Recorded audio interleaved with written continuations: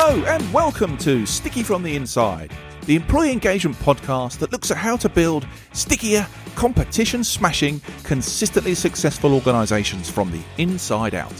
I'm your host, Andy Goram, and I'm on a mission to help more businesses turn the lights on behind the eyes of their employees, light the fires within them, and create tons more success for everyone.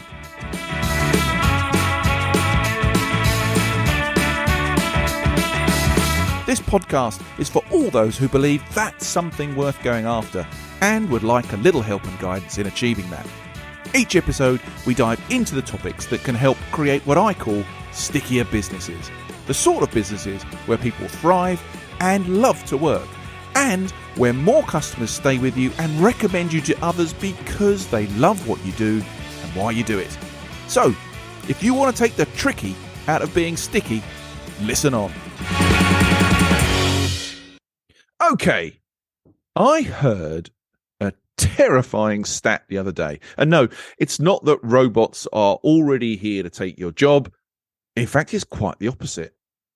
I read a study by Korn Ferry that formed part of their multi-year Future of Work series. And it said that by 2030, that's less than 7 years away as I sit here recording this episode, there won't be enough humans to take up the jobs that are available.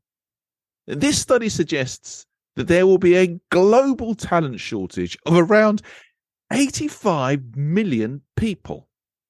And as they put it, that is roughly the population of Germany, folks. And they surmise this is going to result in missed revenues of around an incredible $8.5 trillion. Now, just let that number sink in for a second. Even if you heavily de-risk those numbers, that's still one hell of a gap to contend with. I'll stick the link to the report in the show notes so you can take a look for yourselves. But the low birth rates in some countries, the exodus of baby boomers from the workforce, and a lack of time to develop the necessary skills for the younger, emerging working generations are all causal factors we're going to have to contend with, according to the report. Now, surely, folks, this must bring even greater focus on retention, development, and engagement of your people. Look, I've banged on about the importance of engagement and retention in pretty much every episode I bring you, inviting guests to share their perspectives, advice, tips, and experiences because we have a real job to do in this area, people. And at the heart of that job is clear, effective communication that helps employees see where the organization is going, gives them hope, certainty, and realism, helps them see and recognize the part they all play in that journey, and helps to keep them informed and engaged. But how often do we hear that communication is the biggest problem in many businesses? But get it right, and good internal communications can act as a special culture glue. It's not the be-all and end-all of engagement, but without it, you are going to struggle. But is the current approach to internal comms fit for the job we have ahead of us? Does it need an update, a refocus, or a reframing to cope with the challenges we face?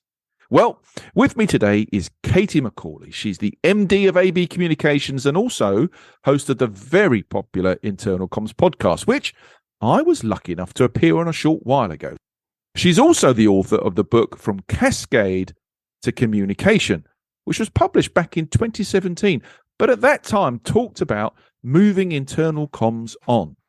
So I thought, if we're going to have a conversation about potentially moving on again, who better to talk to than Katie? So, welcome to the show, Katie. Andy, thank you. It is a real pleasure to be here, although I am slightly nervous because I'm not normally this side of the mic. But even so, it's a joy to be here. Thank you for inviting me on. I'm sure I said something similar when I came on your podcast. It does feel a bit weird, but at the end of the day, we're just here to have a chat, right? Have a chat about this stuff. Before we get stuck into that, do me a favor, Katie, will you? Just give me a bit of a fuller background to you, who you are, what you do, and what you're currently focused on, please. Yes, absolutely. I would do a very brief overview. I was always going to work with words. That was never in doubt. I can't remember a time when I wasn't writing something, whether that was a newsletter for my school friends or plays and poetry later in life. There are many unfinished novels in the backs of cupboards in this house, for example. And then after university, I did a weird thing. I was working nights at a national newspaper and during the day in a comms agency that specialised in internal communications, which I knew nothing about. I have to say, like many people who say they fell into this profession, I think I did that slightly. But very quickly, I thought to myself, this is fascinating. And I think I was fascinated by a couple of things. One was the dynamics of businesses. And I thought that was really interesting, how they made money, how they brought people together in a sort of collective endeavour, but then also by communications. And I got to speak to people at all sort of roles, from CEOs to those on the front line. And I thought, I feel that this discipline is about making the sort of collective experience of work more engaging, more meaningful, more worthwhile. And that felt like such an exciting field to be in. I have my dream job today, I can honestly say, running AB. Its kind of unique characteristic is that it's the world's oldest internal comms agency. So it's been going longer than I have. Really? I didn't know that. Yeah, started in 1964, which is incredible. So it gets its weird name from a guy who sadly is no longer with us, called Anthony Buckley, that was printing the Financial Times on Fleet Street.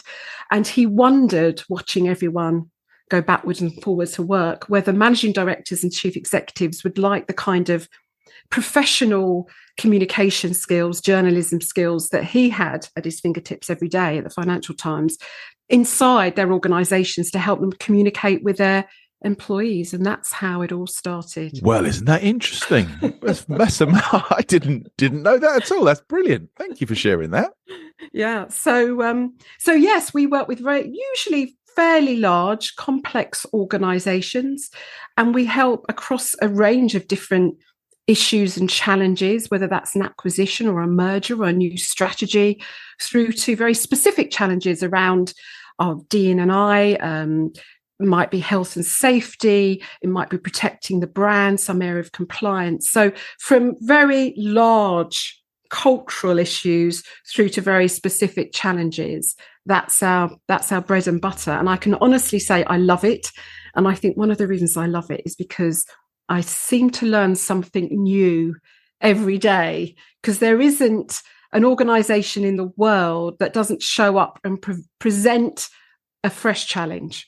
And I know we're supposed to say every client is unique, and that's a little bit of a, is it really true? It genuinely is true. It genuinely is true. I remember once flying over to Switzerland, working with two pharmaceutical companies, roughly the same size, roughly the same history and heritage in terms of what you could see from their website. Step through the front door, culture, values, the way they behave, totally different. So yeah, that's what I love about it, is that diversity and that challenge, I think. I think that comes part and parcel with this sort of tie-up between internal comms and culture and all this sort of stuff. I mean, many businesses face the same problems, but how they attack it, how they're equipped to attack it, it's always different, which can cause a problem when people are asking you to quote for stuff because they want the sort of silver bullet answer, which is rarely there. It's rarely there. Yeah, absolutely. Katie, we're going to talk about this stuff that I mentioned in the intro, I hope, right, and get your view on that. But can we just rewind a sec? Because in trying to be a good boy, in trying to research this topic, I really struggled. I struggled to find what I would call really useful resources or pieces talking about internal comms and challenges and all that sort of stuff. I kept on finding the same sort of stuff.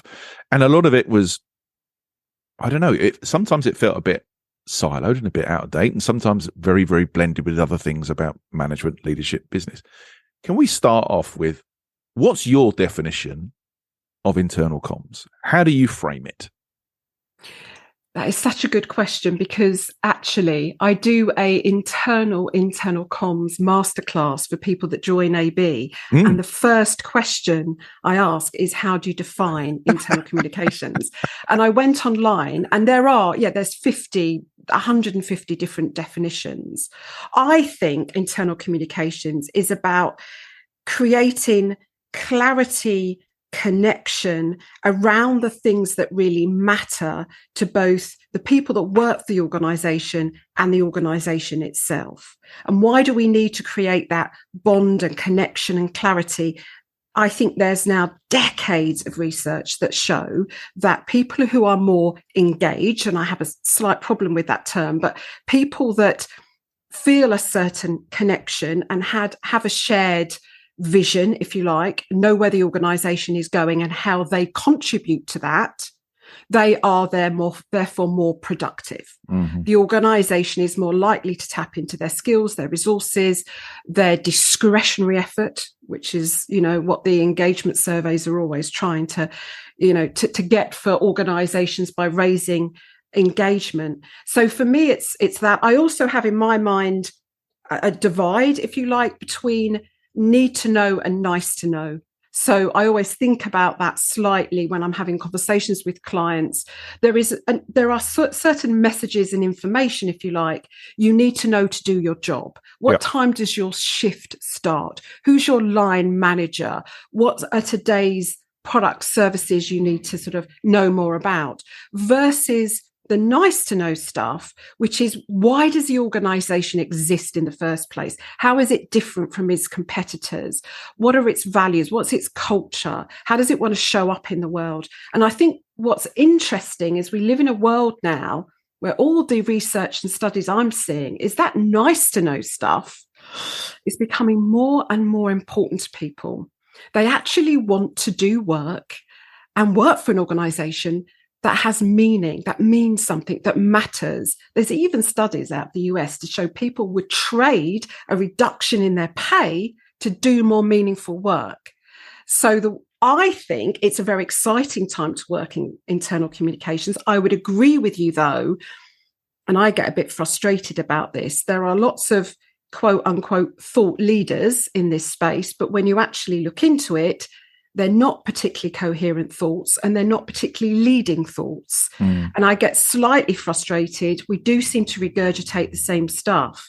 And actually on my show, it's been very interesting to bring in behavioral scientists, neuroscientists, out and out marketeers, people specializing in social media, in influencer marketing, and actually hear from them, because I think it's the intersection between other disciplines that is going to propel internal communications forward, actually. And we have a lot we can borrow from other disciplines and learn from them, rather than play back, if you like, what we already know, if that makes sense. Oh, gosh. Yeah, 100%. You're ticking a lot of my boxes, Katie, right? I think it's fascinating what you say there, because a couple of things that sort of spring out to me is when you said clarity and connection to what matters. My first question is, as to what matters to who. Mm-hmm. I'm sure we'll dig into that later on, because I think there's a lot of what we think is important, not necessarily what employees think is important, that's Absolutely. Worth digging into. And I think this nice to know phrase, what's nice to know, I think that helps people commit more and allows them to be more effective in their work, right? So I even the phrases like things nice to know, I think that why thing, and maybe it's a generational shift, I think that's becoming more and more important for people to kind of get it. We're not all like me, Generation Xers, who were pretty much brought up as to just tell me what to do and I'll do it, and I'll ask how much you want of it done. And that'll be my only questions. Doesn't happen like that anymore. No. And just going back to your intro, absolutely right. I saw that Korn Ferry report as well. But digging into that a little bit more, if you take the UK alone, the studies I'm seeing is by the same date. So we're certainly within the decade anyway, 2.6 million unfilled vacancies in the UK. And again, through the reasons you're saying, aging population, Brexit's not helping, potentially other things that shift, hyper labour mobility, people taking themselves out of the labour market altogether, which I think is really interesting. So there's been a power shift. You're absolutely right. It used to be about, well, we are going to broadcast messages at people. We hold the power. We control the message. What we're actually seeing now is executive teams worrying much more about talent attraction and talent retention and having to think about it through the eyes and the lens of the employees, which is why you get them waking up to the fact that they need to work on their EVPs, to the acronym, employee value propositions, which, it makes me smile, because whether you're working on your EVP or not, you've got one. It's a bit like a brand, isn't it? You've got a brand, whether you're investing or thinking about it or not. So, yeah, I think you're absolutely right with your intro. There's been a massive power shift, and there will be for some time, I think. Let's start by maybe painting a positive picture of the future, right? So if we think ahead, bearing in mind the challenges that we've just talked about, and as is in the news constantly at the moment, this sort of skill gap, which obviously brings into more focus, retention and development. But in the world of internal communications, what's this opportunity that internal communications has to meet or can meet? What does that look like in the future? What is the ideal landscape or setup for IC from your perspective, Katie?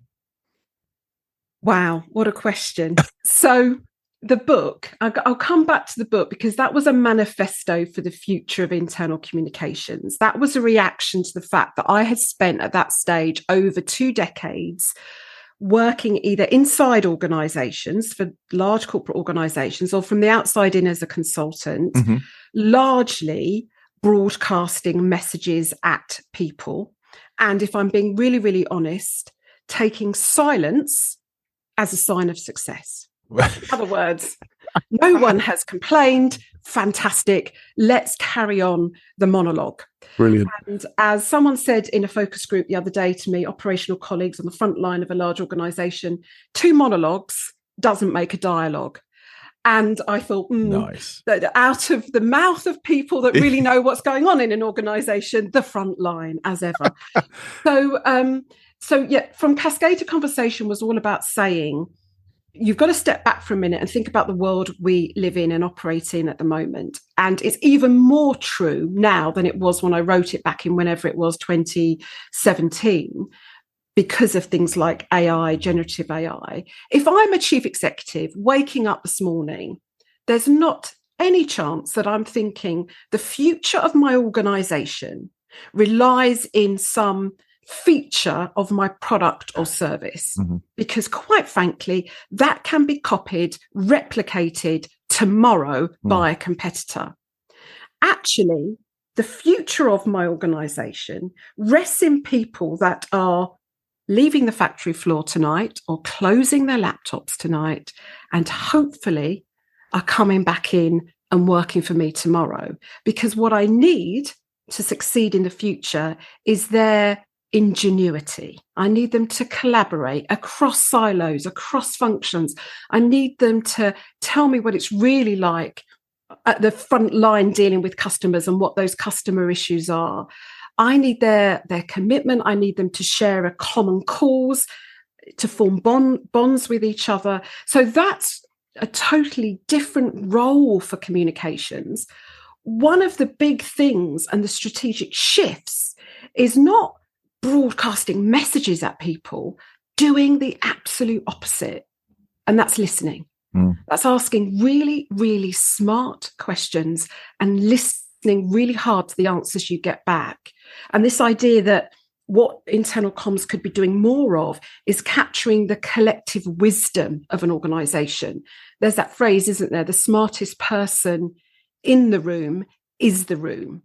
So this whole idea that we should ask before we tell. And quite honestly, you're an IC person today, you're worried about some transformation program, some new strategy that you've got to roll out. That idea of asking before you tell, of pausing for a moment to actually ask questions and understand what it's like from an audience's perspective, what's on their minds, and asking for their ideas and opinions, I just think is such a worthy cause. And the other thing is that employees love giving you their ideas and their opinions, as long as you demonstrate you really are listening and doing something as a result. They give up pretty quickly if they just faced with a wall of silence. But other than that, all my experience is if you sit people down and really have a conversation with them, they open up. And as we often say when we do focus groups, people need a damn good listening to often. Just to feel better, just to feel more. That alone, it can be very powerful. So that's the big strategic shift, I think, from broadcasting messages to actually fostering a meaningful conversation and dialogue, which is a totally different endeavor. No, it really is. I mean, really good internal communications, of which I've either seen or been part of or heard about, let's be fair, are very much about the alignment of employee truth, employer truth, and customer truth, right? There's this world of, you tell one story to the customer and one story to the employee and another to the board. Absolute rubbish in my book. And look, I'll probably get slated for that. I think there is much more than a blurring now. I think we need to get behind one truth, right? Yeah. And we need to tell that story and align it throughout the business. I think there's a big job to do when it comes to internal comms, if you like, to echo that soul and voice of the brand. Yeah. Right throughout. It can act as an absolute fulcrum for it, I think. Look, as a professional in the sphere, am I an idiot, or is that in line? I'm smiling because you are also, you're preaching to the choir or the converted. I totally agree with you. So transparency, which is really what you're talking about, this idea that you're blurring the edges, you're blurring the line between internal and external. I saw that shift years ago and was really, really excited by it. We see it in things like the Edelman Trust Barometer, when we realise, I think that's 33,000 people they interview for that survey across the world who are saying, who I'm most likely to trust and really want to hear from are my peers. In fact, my employer over other sources of information. So we have this really interesting world which we live in, is if you really want to market your services and products to the outside world, using your employees to do that probably got a lot more traction than anything else. So that's one element of this. The other thing is that so many, if I think about quite a few of my clients, it's very likely that an employee is going to be both an employee, a shareholder, and a customer for a start. So there's no rigid boundaries between individuals. The other thing is that we live in an age now where it's so easy to find out what's really going on. I mean, it started with Glassdoor. There are now so many other discussion forums out there where employees are sharing what they think, what they know. So I say to all of my clients, the walls of your organization's now made of glass bricks. Don't think you can hide anything in your basement. Yep. Everyone can see straight down into your basement. So you've got to be honest and truthful, because basically you don't really have any alternative. But why not use that to your advantage? Can you make your culture, your values, actually something not just that works brilliantly and beautifully internally, but your consumers, your customers, your investors are going to love too? And that's what you're talking about. That's that transparency piece. And hey, the extra benefit is that it's real, it's authentic, you're actually living it. It's much easier. This is why the truth works, because it's much easier to remember what's truthful than try to construct a lie. So yeah, I couldn't agree with you more on that point. Sorry, I got very carried away. No, look, listen, I love it. We love a bit of passion on the podcast. What's the point of sitting here and just going through the motions? No, I think it's wonderful to sort of hear that. I want to ask you a quick question. You've mentioned broadcast a number of times. When we've spoken in the past, you shared what I thought was a really interesting perspective, right, from someone you've spoken to before. And I think that sums up the whole broadcast versus involvement versus who cares piece around internal comms. Would you mind just sort of sharing that Jason Antoine stat with the listeners? I think incredible. It's fantastic. So Jason Antoine, bit of a fairly well-known figure in the field of internal comms, certainly in the US. He's got about 30 years experience, runs a an agency called Audacity. He came on the show. I'd been wanting to get him on for some time. Now, he runs, it's actually an ongoing survey, and I'll make sure you have a link so your listeners can take a look. He runs an ongoing survey called the What Employees Want survey. So it's quite a nifty idea. Rather than asking communication professionals how internal comms should be, it's actually a series of questions for employees. And his thinking is employees are going to be more honest in this survey because it's not run by their employer, which I can see where he's coming from in that regard. And what he's discovered through that survey is that employees tell us they will give us roughly 5 minutes a day of the kinds of communication we produce as internal comms teams. Now, you can think of that for a moment and really start to panic because you're thinking about the volume of content that's being uploaded to your intranet alone, let alone the emails that are going out, all the content on Yammer, whatever it is you've got. And you're thinking, goodness me, 5 minutes a day. When I think about that 5 minutes, I'm thinking of the FMCG marketing manager that's got a brand to look after. And I've just gifted that manager 5 minutes every working day with a customer segment, with a customer persona. And he or she is going to think, oh, great, 5 minutes with Michelle. She's married. She's got 2 kids and a Labrador. She works part-time at a local school. She's really into podcasts. I know exactly how I'm going to capture her attention. I know exactly what to talk to her about because I know what's on her mind at the moment. I know how my brand is going to connect to the issues that matter to her. Really? You're giving me 5 minutes? So for me, I think it's reframing the challenge. If we chose to know our employees as well as we try to get to know our customers, we would think so differently about how we connect with them. And this has always been the big conundrum, and the irony is that our organizations are spending a lot of money on customer and consumer insight. Doesn't matter if you're B2B or B2C. There are people spending a lot of money on customer insight, but for free, we can get off out of our seats, in the old days at least when we were on site, walk down the corridor, walk over to the factory on the site next door and ask a ton of questions to get to know our audiences better.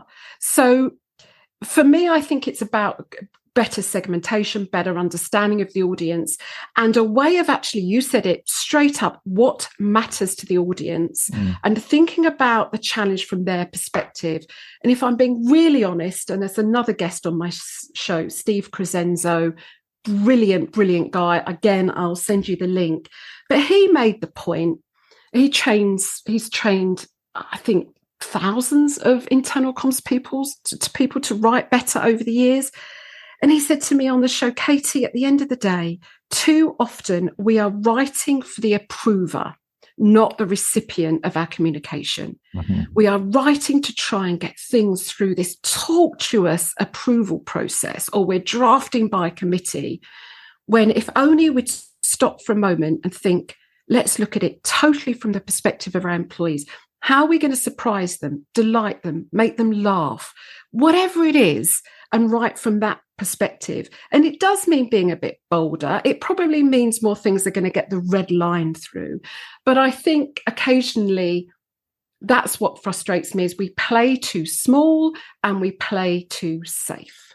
Well, that's a lovely link, right? That's a lovely link to where I'd like to go next. So if we've painted this picture of a world that is, from a communications perspective, a world that is now more inclusive, involving, and I guess an informed dialogue about the things that matter, that's carried out in 5 minutes a day, right? If that's the landscape we're working to it.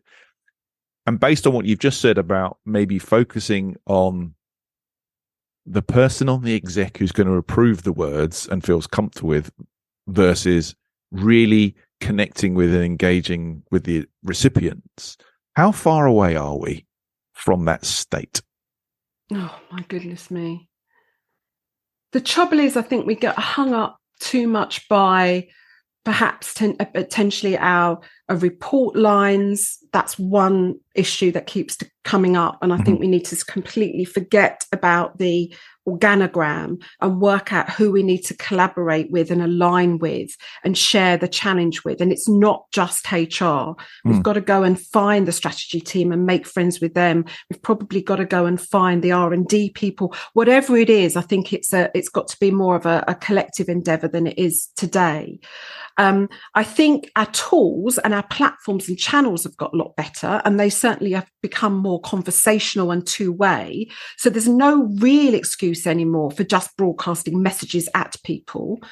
But I think, what do I think the big challenge is? I think it can come down simply to that bravery piece. And I think back to early times in my career, and I suppose there's a difference, isn't there, between being naive and being brave? Yes, 100%. So I was reflecting on this Jerry Maguire moment I had very early on in my career, working for a very large British bank. And when I even tell you this story, it was the Jerry Maguire moment. I'm thinking, well, that film was from 1996, I believe. Still one of my faves. Still one of my faves. There's going to be many listeners that are saying, well, I wasn't even born until 2000. Yes. So, but anyway, it hopefully transcends the time period that we're talking about. But just that moment of being at that stage in my career, in internal communications, looking about me and being with the grown-ups. I was not the grown-up at that point. I was still very early on in my career, learning through watching, learning through just literally observing what was going on around me. So how my senior stakeholders, leaders behaved with each other, the issues they talked about, what mattered to them, what they were focusing on. And I had this moment in the middle of the night where I thought there was an answer that came to me, a bit like the Jerry Maguire thing, that the bank needed to completely redefine itself in the eyes, particularly of customers. No one really loved banking back then. And we are going, well, maybe they still don't, but we are going back quite a few years. Anyway, I came up with a 10-point charter, wrote it all out, and there were mad things in this charter that this bank was going to do to forge this totally new reinvention of what the bank and the role it was going to play in people's lives. I gave it to my boss, even though the next morning I thought to myself, really, should I be doing this? But what I didn't know is that she then gave it to the chief executive, who called me up to his office on the top floor of this big block in the square mile where we were working in at the time. And he sat me down and he sort of long silence. And he said, do you know how much these things are going to cost me? I was like, no, of course I don't, because it was 3 a.m. and I thought these were just good ideas. One of them, I remember, we had a pound for pound fundraising scheme. So if you were an employee and you were raising money for charity, the bank would match it up to a certain amount. And I said that we would extend this scheme to customers. Brilliant. Brilliant. It's a lovely idea. And, it didn't go well, this meeting. And as I turned to leave, I put my hand on the door and he called me back and he said, oh, Katie, I'm so sorry. That wasn't the conversation I was meant to have with you. He was actually a really lovely leader. He just caught him at a bad time. He said, what I really meant to do was say, look, these ideas aren't quite fly, but please keep it up. Please keep up that bold thinking, that out of the box thinking, and maybe we'll only have 2.5% of it, but at least somebody is doing that. And I think that's the position as internal comms people. Sometimes we've just got to step out of the budget, step out of the constraints of the brief, and think a little bit more ambitiously and boldly. And maybe there'll be a stakeholder that raises their eyes to heaven and thinks, goodness me, they've got no idea. But if you ground it in the reality of what your organization is trying to achieve, and at that time, the bank was working on its brand and wanted to strengthen its brand, as long as you ground it in the reality and in the business reality of what it's trying to achieve, then just kick out the safe option and then kick out the bold, ambitious, this may sound nuts, but option. I interviewed Sally Sussman, who is the Executive Vice President for Corporate Communications at Pfizer. She sat on the Pfizer Development Task Force. She was in the room when the FDA approved Pfizer's vaccine. Very amazing woman, amazing story she told on the podcast. But through the development of the vaccine, she was ringing her CEO saying, look, I know we've got to work on the vaccine. We've got to get a successful vaccine. I also know that we've got to convince people to have the shots in their arms. And there's going to be a lot of people who are vaccine hesitant, shall we say. But I've got a secret mission that I'm not going to commit to strategically on paper, but I'm going to use this opportunity to reframe how the public thinks of big pharma. I am going to try to make people think differently about the pharmaceutical industry, and particularly about Pfizer, which is what she's done. And she's written a brilliant book on it since then that's just come out. So that was a real great example of someone thinking just a little bit more boldly and a bit more ambitiously, half keeping it to herself, but working out through what mattered to the organization and its strategy, how she could do something even more powerful that's going to shape, not just the future of that organization, but potentially the sector as well. So yeah, it comes down to bravery and ambition, I guess, as well. Well, these things all link, don't they? This is the thing. And I'm sitting here listening, sucking it all up as always. But I guess there's three things that sort of have come to me when we think about how far away we are from the picture that you painted earlier on. And it sort of come down to these three things of fear. For some reason, there's always a fear behind what we communicate, how much we communicate, what we tell people, what we don't tell people, right? Then there's a thing around complexity, which can be down to many, many, many voices. I mean, you work with some very, very big organizations, right? Every department's got lots of things they want to say. People within those departments have got loads of things to sort of say. And then there's, I guess, a lack of connection with the actual audience that we're trying to get to do stuff.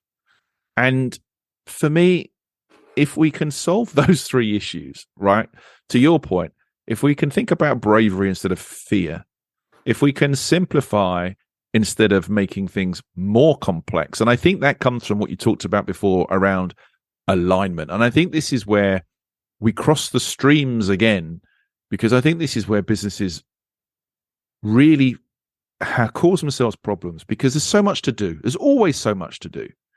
And there are myriad projects that need doing. And so we've built this thing of we must do loads and loads of different things. And that just adds to even more complexity. And actually, a lot of those projects either then don't certainly see the light of day, or they don't ever become part of the fabric of an organization. They don't have a high success rate. They get delivered. They maybe last a fleeting moment and then slip back, and muscle memory comes back in and takes over. And then I think this lack of connection, and I love the fact that you talk about writing for the approver and not the recipient. And if we really understand who we're trying to motivate, inform, engage, and we can make things more simple, and we actually do fewer things, we make progress with them. To me, this is where it all starts to make sense. But that's a challenge for lots of businesses, right? To cut out the complexity, to be brave, and to really think about the audience and what they, to your word, need to know to function at their best. This is what we're talking about, right? So we've done what we'd like to see happen. We've talked about how far we are from that state. How do we go to the third place? How do we begin to start changing it, Katie? A few things come to mind from what you're saying. So the fear thing is real, and we mustn't discount it, because it's interesting, isn't it? Because there are people that say that fear is a sign you're onto something. So, nothing good happens basically within your comfort zone. So feeling that fear is possibly a sign you're onto something. I would say one thing that's going to help you enormously is data and research. You either come into a room with an idea, or you come into the room with some evidence. And the two things are really, really different, or have an idea that's backed by evidence. So true. So I would say that there will be a way of absolutely categorically proving that a certain employee mindset is driving better productivity, for example, or more organizational success. That link is somewhere made in your organization. There's always pockets of fantastic performance. Okay, there's always a branch or a whatever it is. There's a site, a factory somewhere that's doing something no one else is. And if you look under the bonnet, you'll find that connection, and you'll be able to play that back. So go into the room with data, and that will help hopefully suppress some of your fear. The complexity bit is really important. And I think what's happened through COVID is a lot of leadership teams have got quite excited about the power of internal communications. Actually, we're in an interesting time. And now when I speak to internal comms teams, they feel overwhelmed with a number of new demands. You know, the list of priorities, inverted commas. Is it Jim Collins that says if you've got more than 3 priorities, you don't have any?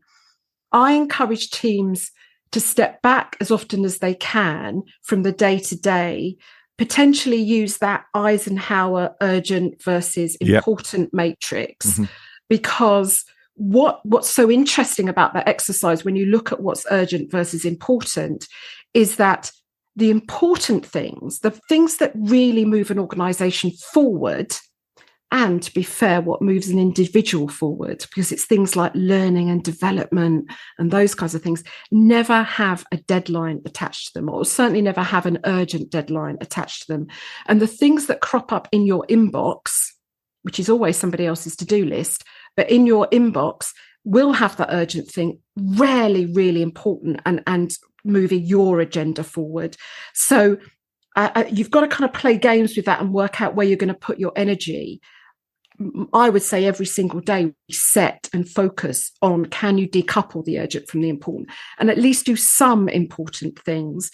And your thing about complexity, it's a very noisy environment inside most organizations. You only have to ask people about how they feel about email, for example, just that alone. And you'll get this kind of slightly stressed look of people not being able to keep on top of the stuff, the flood of stuff that's coming to them every day. So I think there's 2 things there. I think it's very interesting how in certain organizations, and I'm thinking of IKEA here, for example, the central team there think it's strategically important simply to, if you like, simplify the message and make sure that the front line are given the time and the space to do their job. So they deliberately act as gatekeepers. And I've known many organizations do this. They're deliberately saying, no, we're going to decide, what the front line gets, how often it gets it, so that they have the time to do what they need to serve the customer really well. So I think that's an interesting space for us to play. And it doesn't feel terribly strategic to be that gatekeeper of deciding what goes out and what doesn't. But actually, I think that's quite interesting. And there's loads of ways we can reduce the noise inside organizations. But above that, the stories we tell, they can't be complex. They can't be about leveraging our synergies and about maximizing returns. They really can't. And this is why we come back to stories, don't we? And we come back to storytelling and story sharing. And I'm trying to avoid using the term corporate narrative, but my goodness me, can we? Because I think we should be able to tell a simple, compelling, credible story about why our organization exists, what it's there to do, how it serves the world. And that should be, as I say, emotive, compelling, straightforward, and a story that other people can share with their friends, with their family, that helps them understand why working for that organization is important and meaningful. I totally agree. And this is where you can really, I think, align culture, values, and communications are right across the organization. What a surprise, Katie, that we've been chatting and I've looked at my timer and it's gone, God, you're nearing the end of time and we have not even done sticky notes yet.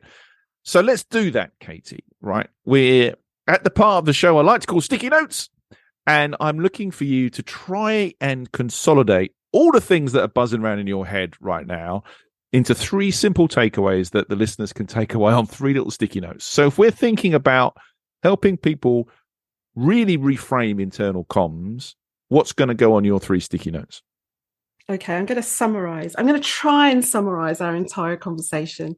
So the first, see how well I do, marks out of 10. First of all, ask before you tell. So I don't care what communications challenge you've got in front of you today. There are some smart questions you should be asking, both of your stakeholders, but particularly your audience, before you start designing, writing, planning any kind of communication. Have you asked those smart, open questions? Go out and ask them. You will gather intelligence that makes your solution so much better. So do that. The second question, and this comes back to Steve Crescenzo, the sticky note should read, would you read it? Would you read it? If you're bored by the second paragraph, your audience is bored by the second word. So just put yourself in the audience's shoes. Would you read it? And the third one comes down to that prioritization, the demands on us every day. It's a quote from Seth Godin, who I absolutely love. You don't need more time in your day. You need to decide. So that's about stepping back and deciding, how am I going to spend my energy, my time, my finite resources today, and what's really going to make a difference. And actually, maybe it's just one conversation that you need to have with a senior stakeholder that's come to you with an opportunity that you said, we'll roll out the usual campaign. And now you're going to go back and think, it's not the usual campaign. I'm going to do something bigger, braver, even if I'm just going to test a bigger, braver idea. Yeah, that's what I would recommend. Oh, Katie, 3 lovely, wonderful sticky notes there. A great job at summarizing what's sort of what we've talked about in this conversation. And yet I know we could have talked about a whole lot more, and we will continue outside of the recording to talk about this a whole lot more. It's been an absolute pleasure to have you on the show today, Katie. Thank you so much. It's been a wonderful experience, Andy. Thank you for inviting me. I hope it's not been too scary on the other side of the mic. I thought you were fabulous. Thank you so much. It's a pleasure. Okay, everyone, that was Katie Macaulay. And if you'd like to find out a bit more about her or any of the topics that we've talked about today, please check out the show notes. So, that concludes today's episode. I hope you've enjoyed it, found it interesting, and heard something maybe that will help you become a stickier, more successful business from the inside going forward. If you have, please like, comment and subscribe. It really helps. I'm Andy Goram, and you've been listening to the Sticky from the Inside podcast. Until next time, thanks for listening.